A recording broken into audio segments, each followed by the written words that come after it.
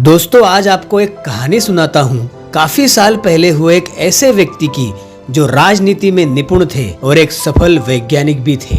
उनका कार्य इतना महान था कि अमेरिकन नोटों पर भी उनकी मुद्रा थी। उनका नाम था बेंजामिन फ्रैंकलिन। उनके जीवन की ऐसी कई घटनाएं हैं जो हमारे लिए प्रेरणादायी है। पर बेंजामिन जब छोटे थे तो उनकी माँ ने उनको बाहरी दुनिया का एक ऐसा सबक सिखाया था। तो वो क्या था, ये छोटी सी कहानी आपको सुनाता हूँ। इससे पहले बोस्टन में उनका परिवार कुछ ऐसा था। जोशिया फ्रैंकलिन की 2 पत्नियों से 17 बच्चे हुए। उन्होंने अपनी पहली पत्नी एनी चाइल्ड से एक्टन में लगभग 1677 में शादी की और 1683 में उनके साथ बोस्टन प्रवास किया। प्रवास से पहले उनके 3 बच्चे हुए और प्रवास के बाद 4। उनकी पहली पत्नी की मौत के बाद 9 जुलाई 1689 को ओल्ड साउथ मीटिंग हाउस में सैमुअल विलआर्ड ने जोशिया की शादी अबियाह फोल्गेर से कराई। उनका 8वां बच्चा बेंजामिन जोशिया फ्रैंकलिन का 15वां बच्चा था। साथ ही उनका 10वां और आखिरी पुत्र भी था। हुआ ये था कि बेंजामिन फ्रैंकलिन जब 7 वर्ष का हुआ, उसकी माँ ने उसे कुछ पैसे दिए। बेंजामिन ने चमकीले पीले टुकड़ों को देखा और कहा, मैं इन ताबों का क्या करूंगा माँ? यह उसका पहला पैसा था जो उसके पास था। अगर तुम चाहो तो तुम कुछ खरीद सकते हो, उसकी माँ ने कहा। और फिर क्या तुम मुझे और दोगे? उसने पूछा। उसकी माँ ने अपना सिर हिलाया और कहा, नहीं बेंजामिन, मैं तुम्हें और कुछ नहीं दे सकती। इसलिए तुम्हें सावधान रहना चाहिए कि इसे मूर्खतापूर्ण तरीके से खर्च न करे।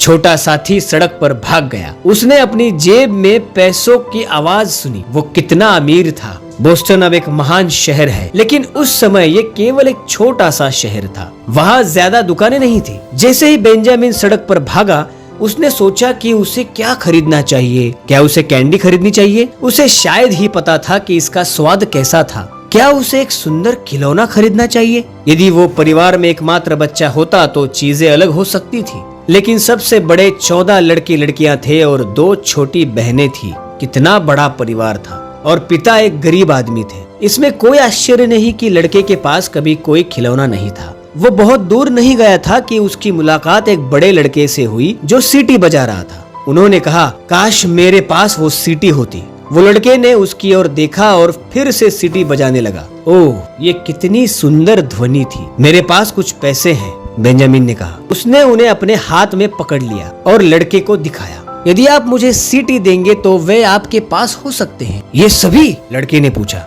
हाँ, वे सभी, बेंजामिन ने कहा। ठीक है, ये सौदा पक्का हुआ, लड़के ने कहा। और उसने सीटी बेंजामिन को दी और पैसे ले लिए। छोटा बेंजामिन फ्रैंकलिन बहुत खुश हुआ क्योंकि वो केवल 7 वर्ष का था। वो जितनी तेजी से भाग सकता था, सीटी बजाते हुए घर की ओर भागा। देखो माँ, उसने कहा, मैंने एक सीटी खरीदी है। इसके लिए आपने कितना चुकाया था? जितने पैसे तुमने मुझे दिए।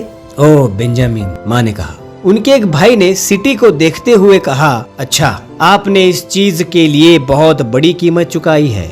ये केवल एक पैसे की सीटी है और उस पर भी घटिया। उसकी माँ ने कहा, मैंने तुम्हें जो पैसे दिए हैं उससे तुमने ऐसी आधा दर्जन सीटियां खरीदी होती। बेंजामिन को ये एहसास हुआ कि उसने कितनी गलती की है। सीटी बजाना उसे अब अच्छा नहीं लगता था। उसने उसे फर्श पर फेंक दिया और रोने लगा। कोई बात नहीं मेरे बच्चे, उसकी माँ ने बहुत दयालुता से कहा, तुम अभी बहुत छोटे लड़के हो और जैसे जैसे तुम बड़े हो जाओगे तुम बहुत कुछ सीखोगे। तुमने आज जो सबक सीखा है वो ये है कि एक सीटी के लिए कभी भी बहुत अधिक कीमत नहीं चुकानी चाहिए।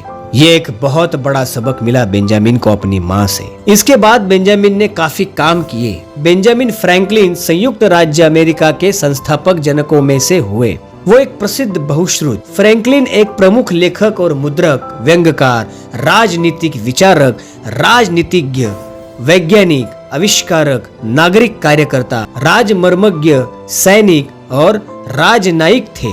एक वैज्ञानिक के रूप में बिजली के संबंध में अपनी खोजों और सिद्धांतों के लिए वे प्रबोधन और भौतिक विज्ञान के इतिहास में एक प्रमुख शख्सियत रहे। उन्होंने बिजली की छड़, बाइफोकल्स, फ्रैंकलिन स्टोव, एक गाड़ी के ऑटोमीटर और ग्लास हार्मोनिका का आविष्कार किया। जिंदगी का एक सबक हमें क्या से क्या बना देती है। बेंजामिन फ्रैंकलिन को बचपन में ही अपनी माँ से जो सबक मिला उसे जीवन में अपनाया और कितने सफल बने। दोस्तों, ये सचमुच एक प्रेरणादायक कहानी है और उत्कृष्ट नैतिक मूल्यों का एक बेहतरीन उदाहरण है। इतने साल पहले हो जाने के बावजूद ये कहानी आज भी प्रासंगिक है। और ऐसी कई कहानियां सुनने के लिए आप हमारे चैनल को सब्सक्राइब जरूर करें और कहानी अगर आपको पसंद आए तो उसे लाइक और शेयर जरूर करें।